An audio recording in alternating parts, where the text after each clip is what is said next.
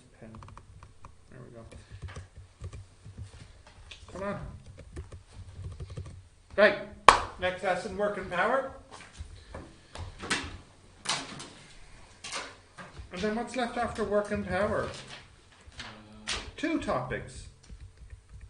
Wow, there's a lot of working power questions. Yeah, the problem is the reason there's so many is because what happens in the context of the question is they come up with some question and then at the end they just stick in what is the power. So a lot of the questions are kind of involved in other questions. Anyways, let's have a look. Working power. Okay, we obviously, well, oh Harry, what you doing? Are you tweeting? No, tweeting? Tweeting at Donald Trump? Real Donald Trump. Yeah. Yeah, I'd love to find out one day that wasn't his real Twitter account. It was Harry all along or something. That'd be funny.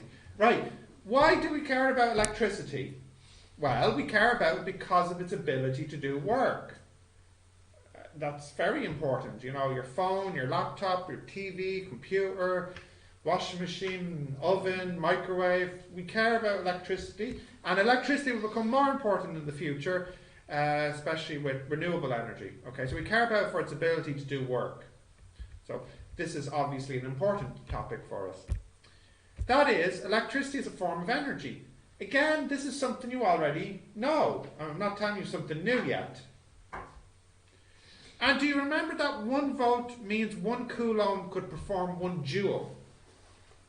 We gave that. We said that a while ago. 1 volt means that 1 coulomb of charge could do 1 joule of work in a circuit.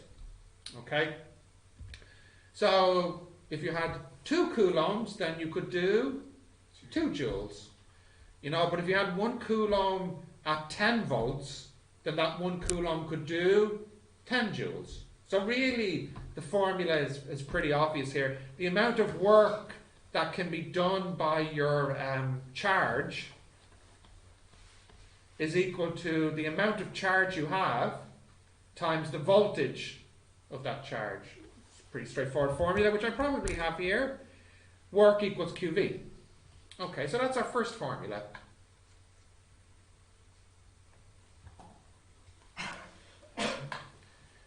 Fair enough? Yeah. Now, you might recall there was a formula for Q. Q equals IT. Q equals current multiplied by time. So you can now make this formula.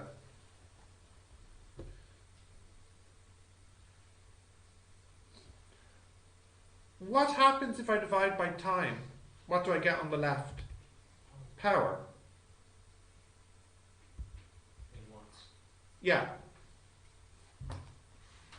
So watts is also A joule a second. joule a second. Yeah. So our next formula is power equals IV. Yeah? Fair enough? And then finally, you can use the VI-OR triangle to write this many different ways. So that's one way to write it. But two, maybe you don't want to have the V here. So what would the formula become if you replace the V? I times R. I squared. I squared times R. Yeah? Or maybe you don't want the I here. V squared V squared. Well, yeah. over R. 100%. Yeah? So I think I probably have them here. Yeah. Now these formulas are only for resistors. Things that are offering a constant resistance over a small time. So this formula would work for TV, laptop, all this type of stuff.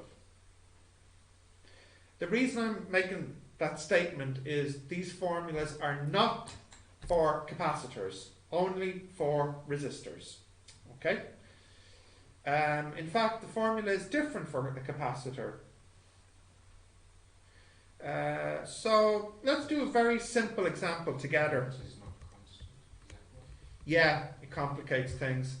So let's take something very simple. You have a light, and let's say we have this at 200 volts. Okay? And let's say the power of the light, you know, if it's an energy efficient light, is 5 watts. And if I haven't told you this yet, 1 watt is 1 joule per second. I think we've said that already. We must have. So what I want to know, what is the current here? So we have P equals IV. I equals P over V. That is 5 over 200, which is 1 over 4P, which is 0.25 amps. Oh, is that small, is it? Yeah. 0.025 amps. 2.5 centiamps. Oh, centiamps. 25 milliamps would be better. Okay, is that okay? Yeah? Now, but what about capacitors?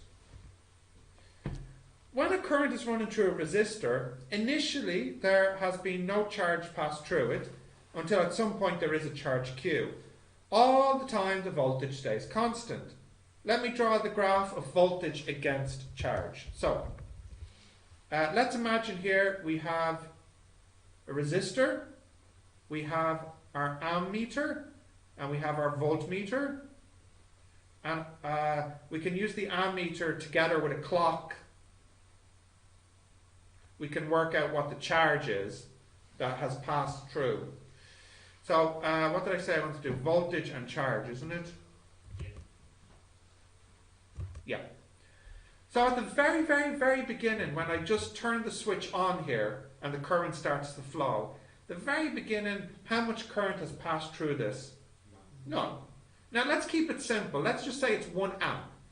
1 amp means what? How many coulombs? 1 coulomb in 1 second.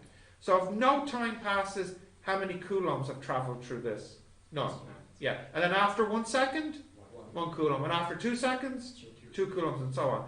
So as we get more coulombs that pass, what happens to the voltage? Nothing. It reads a constant value, whatever it is.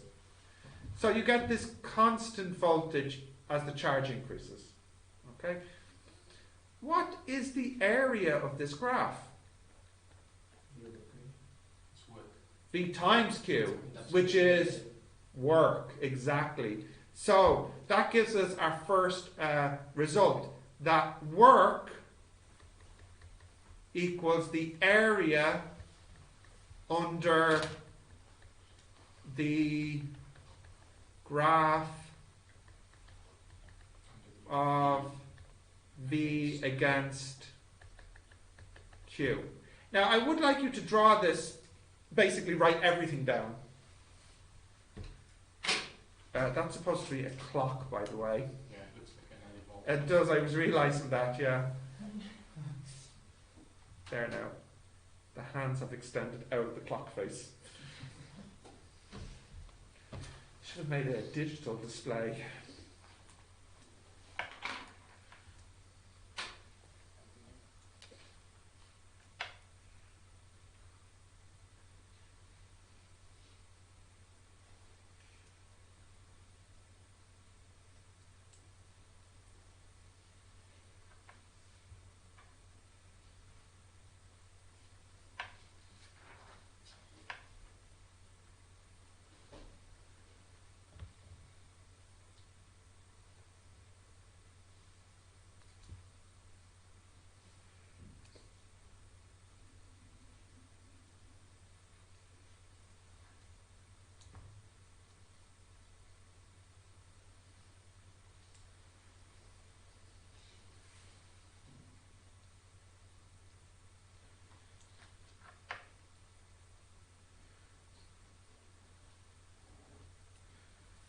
Okie dokie, folks, you got that?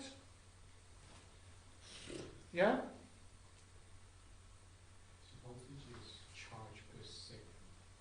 Voltage is joules per Joules per coulomb. coulomb. Yeah. Yeah. You got that, Diego? Yeah. Okay, continue. Yeah.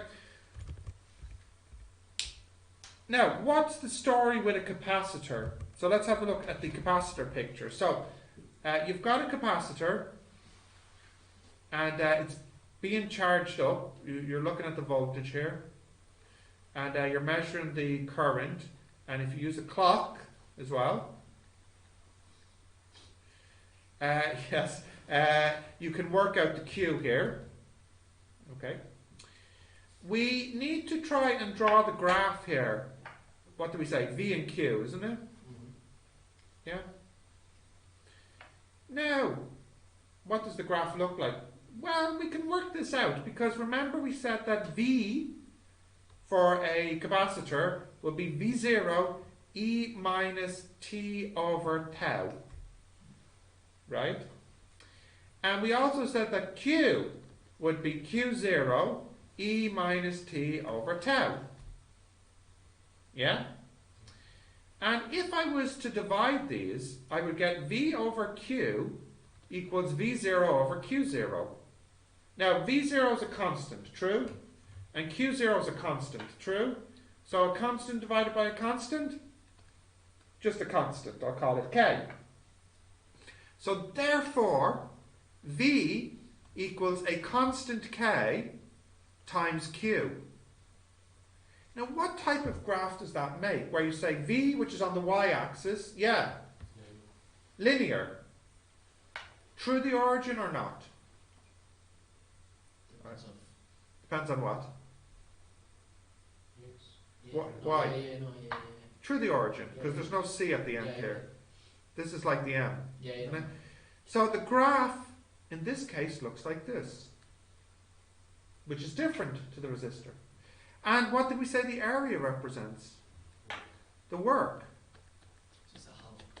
Yeah.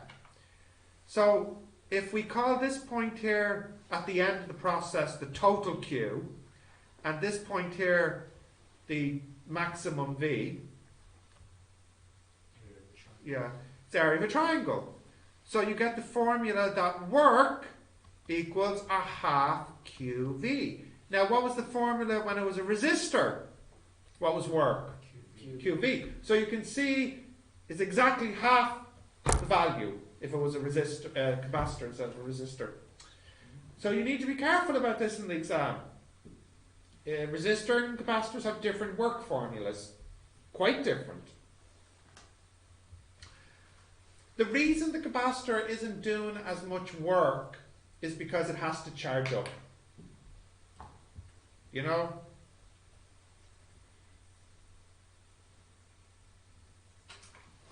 Or it has to discharge. When the capacitor discharges to do work, as it starts to run out, it can do less work than the resistor, which is constant. Yeah? So this is the work of... It's your point of view. So if you charge up the capacitor, so for example, Zach, if you pass 10 coulombs of charge into it at a voltage of 10, like if you use a 10 volt battery, then this is how much work you've done, and it's also how much work the capacitor could later do when it discharges. So the other one is the work of a resistor? It's the work output of the resistor. So for example, if the resistor was a lamp, then it would be the power output, the work output of the light, you know. Yeah, because resistors, we don't think about charging them up, so it's only ever one way. Resistors only do work for us, whereas with capacitor we can go both directions. We can put work, we can give it work, we can make it have an ability to do work later, or we can then let it do the work for us. Now, with the capacitor, there's a second formula you can make, because you know you have the formula C equals Q over V, don't you? So Q equals CV. If you sub that in, you get this more common formula. Work is a half CV B squared. Yeah? Looks a bit like, what? MB. Yeah, doesn't it? Or- Kinetic. Yeah.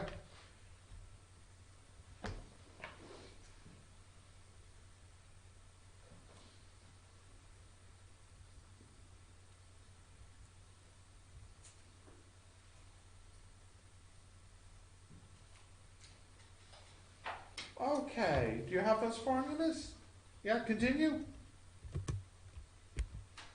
So, blah, blah, blah, and there's the two formulas, which you both have, right? Now, here's a very simple one I want you to try for me. A 10 kilowatt electric oven is powered by a 220 volt electrical supply.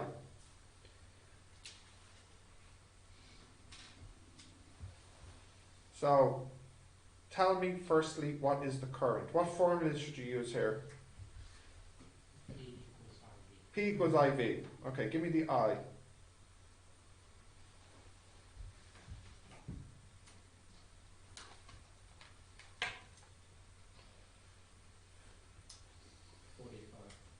$45. 45.45. Yeah.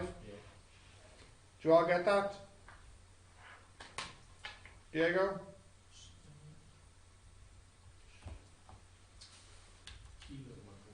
Yeah, yeah. Kilo means 1,000. Did you get it? Harry, what you get? 35. Yeah. Gina, you got this? Okay, part B. What formula gives us the resistor? The resistance. PI squared R. So I should have said what is the resistance of the oven, not the resistor of the oven. English, me no good at. Okay, what's the formula should we use? P over I squared. Yeah, alright, I would say R is V over I. Yeah? Oh, Yeah, whatever. Okay, so what do we get for the resistance? Not the resistor. 20 divided by 4. 4.84. Yeah, about 4 point something, isn't That it? sounds so low for London. I know, doesn't it? Is that accurate?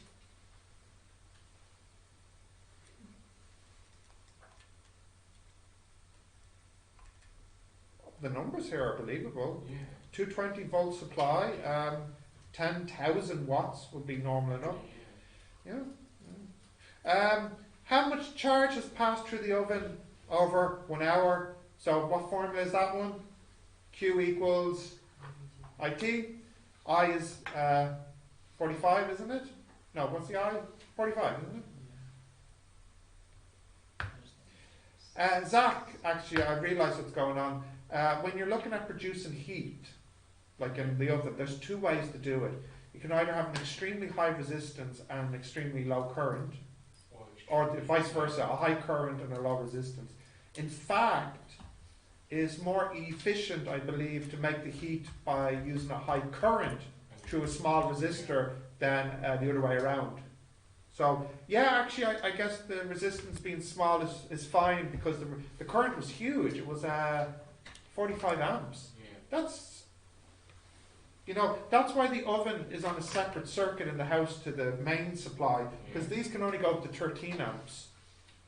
Your oven is directly connected to the fuse box. It has its own switch because it exceeds the 13 amps on the loop. Okay, what do you get for the charge? It should be pretty big.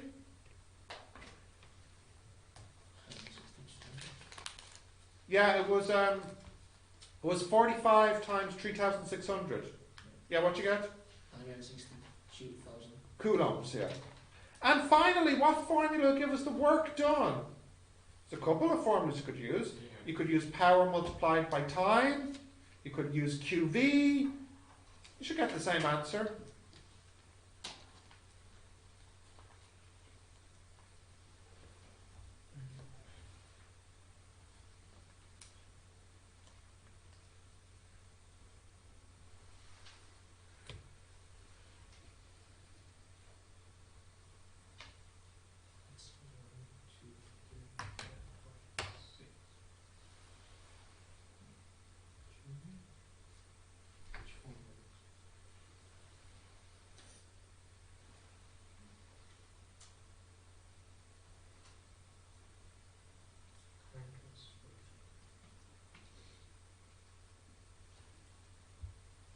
Right, what you get for the last one, the work?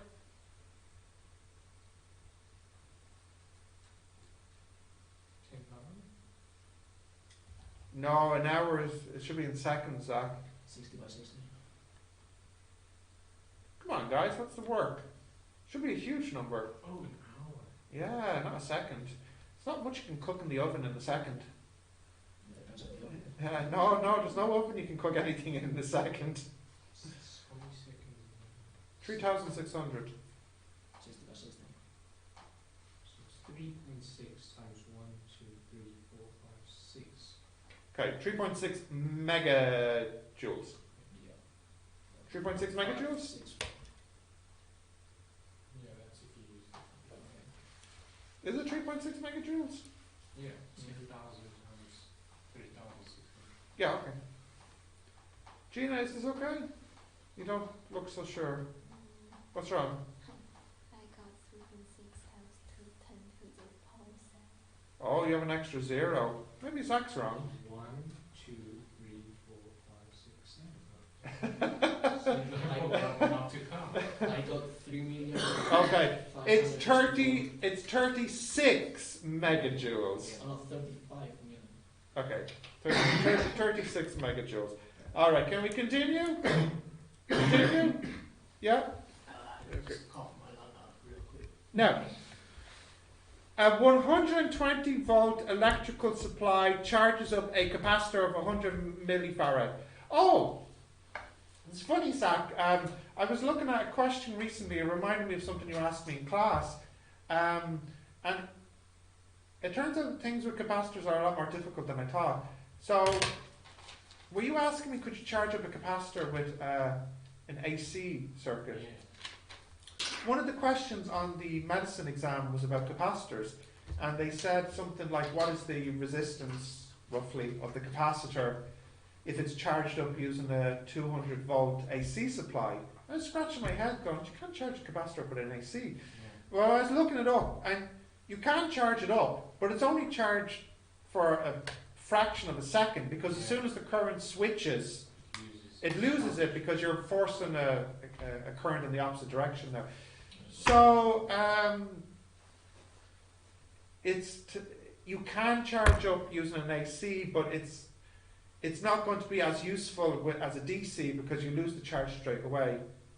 Now, I can't remember why, but there's some reason that you might want to use an AC with a capacitor. I think it may be something to do with smoothing out the bumps of the AC or something like this.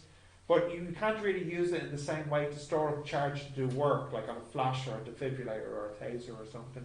So I thought I just was reminded to say that to you because you were asking me about it. Yeah. Also, you were asking me, could the current flow through a fully charged up capacitor? Yeah. Now, I thought it could, but some people online were saying it can't. So, obviously, there needs to be some way to let the current pass through the capacitor when it's charged up, because if you're making a circuit with a capacitor, otherwise you don't want a situation where your capacitor charges up and then the device turns off because the circuit's broken. So maybe technically you can't pass a current through it, but perhaps in a lot of modern circuits there might be the capacitor might have some feature where it bypasses when it's fully charged. I don't know. Anyways, it turns out it's a lot more complicated than I thought, you know. Okay, a 120 volt electrical supply charges up a 100 millifarad capacitor. How much charge is stored in the capacitor? Okay, so what formula do we need here to get the charge? Q equals CV for the capacitor. Now, I said the C was 100 milli and the V is 120. So that's 0.1 times 120, which is 12 coulombs. Okay? Happy with that?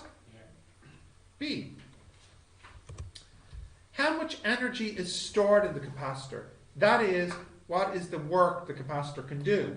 Alright, so my capacitor is fully charged up. How much work can it do? What's the formula? Y equals half QV. You can say a half QV if you like, or a half CV squared. Let me use a half CV squared. So that's a half times 0.1 times 120. 12 times. Sorry, the voltage was, Q is 12. C is 0.8. Oh, you're doing half C. I'm using a half CV squared. Oh, which one would you prefer? A half QV? Okay, just use a half QV. So that's 6 times, what did I say the volt was? 120, wasn't it? Yeah, 12 times 1. Yeah, so 6, 720 joules. Okay, is that okay? Yeah? C. The capacitor is allowed to discharge through a 100 ohm light. How long will the discharging take? So look, you've got this situation now. You've got your capacitor, and now it's discharging through a light. These 12 coulombs will discharge through the light. How long will the light be on for?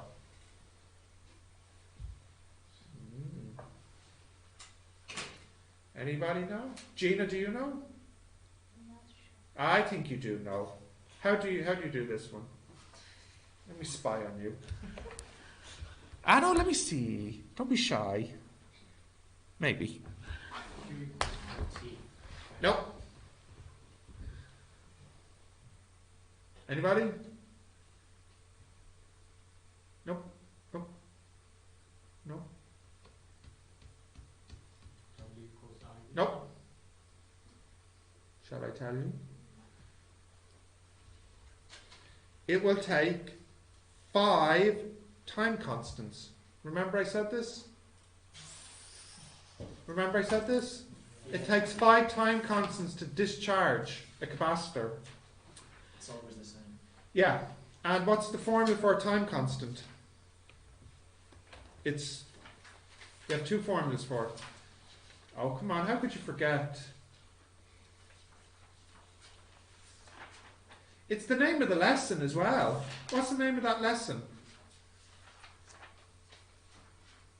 What was the name of that lesson where we did the time constant? RC circuits. RC circuits, yeah. That should give you a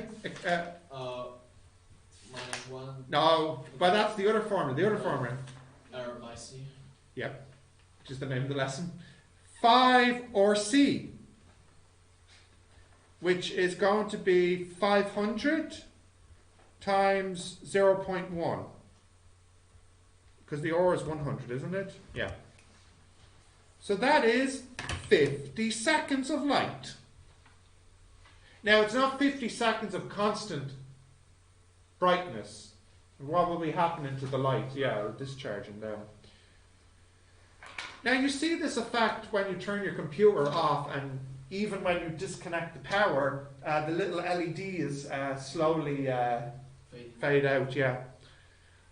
Okay. D. Guys, is this okay? Yeah. Are you sure? D. While the capacitor is discharging, it is allowing the resistor to do work. Approximately, what is the power of the light? So what is the power output here? Well, okay. How do we calculate power? It's what over what? Work over time. Okay?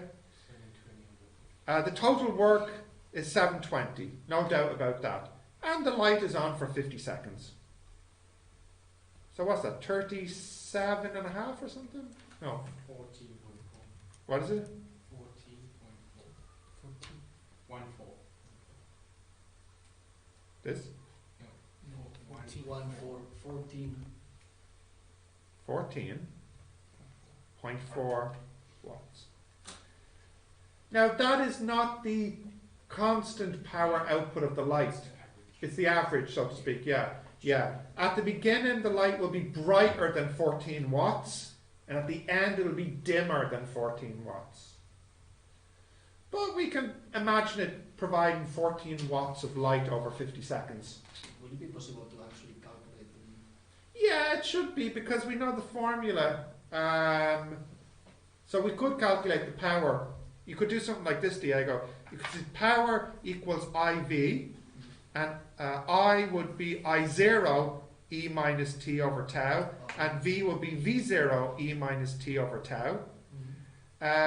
So you'd have to work out the current at the beginning and the voltage at the beginning, and then they both reduce So your graph for power and time would be like that. Yeah.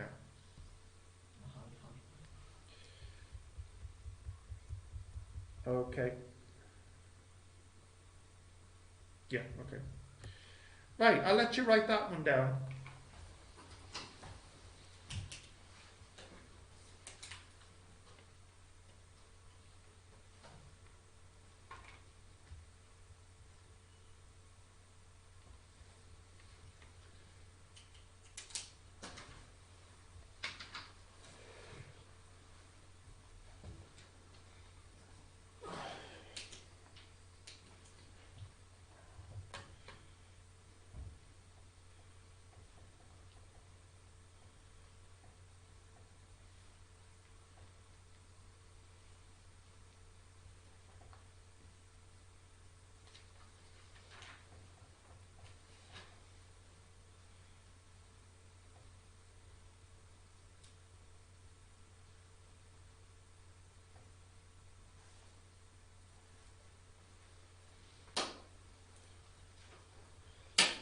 Did I tell you what happened on the bicycle yesterday Yeah.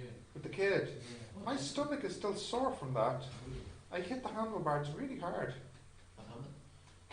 You fell over. I was cycling, and there was a little kid cycling on the path, and he was cycling along, and then he went like this, right in front of me on the road. So he fell on the road from the path, and I had to slam on my brakes, otherwise I would have rolled over him.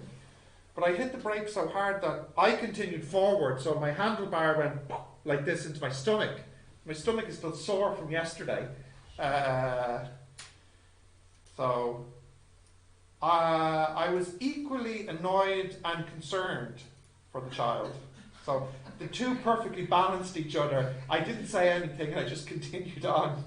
Was the kid alright? He was fine. He wasn't even crying. He just went like that. It wasn't like he fell. It wasn't like he was cycling. The problem was he wasn't cycling fast enough. So he was going so slow that he fell over. You know. Anyways, okay. Did you write that down? Yeah. Now look, you have a bucket load of questions in the database on this. A bucket load. Hundreds maybe. What's also nice about this exercise is it kind of mixes things in from previous exercises as well. Yeah. Can they ask like one section B question on the whole of electricity? Oh yeah, you could, yeah. Now, I think what I'll do, guys, what I'll do is, I was thinking about doing the next lesson, but I was also thinking because there are so many questions in this lesson, I might just give you the time of the second class to do as many as you can. Okay? Because I do wonder how much homework gets done at home by some of you. Yeah. Now I know you have to go at the echo. So let's see. What do you need to tell them? Make sure you tell them that your physics teacher is too handsome and it's causing a distraction in class. What else could we say now?